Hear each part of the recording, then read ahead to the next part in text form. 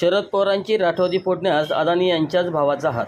पुणे जिल्ह्यातील बारामती येथे आज रविवार अदानी उद्योग समूहाचे अध्यक्ष गौतम अदानी यांच्या हस्ते Sharad Pawar centre of excellence in artificial intelligence या केंद्राचे उद्घाटन होत आहे. या कार्यक्रमाच्या निमित्ताने गौतम अदानी आणि पवार कुटुंबातील सर्व दिग्गज नेते पुन्हा एकदा एकाच मंचावर दिसून आले. काँग्रेसकडून पंतप्रधान नरेंद्र मोदी आणि गौतम अदानी यांच्या संबंधावर सतत टीका होत असतानाच शरद पवार आणि गौतम अदानी एकत्र आल्याने चर्चांना उधाण आले असून आता शिवसेना ठाकरे गटाचे खासदार संजय राऊत यांनी एक खळबळजनक दावा केला.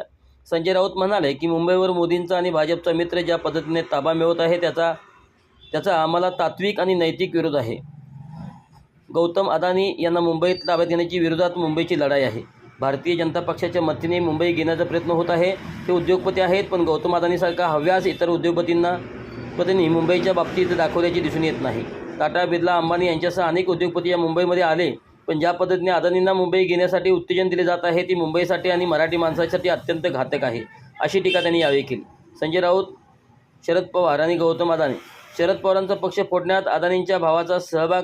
संजय राऊत पुढे म्हणाले की शरद पवार आणि गौतम अदानी यांचे संबंध राजकीय नाहीत, कौटुंबिक आणि व्यक्तिगत आहेत.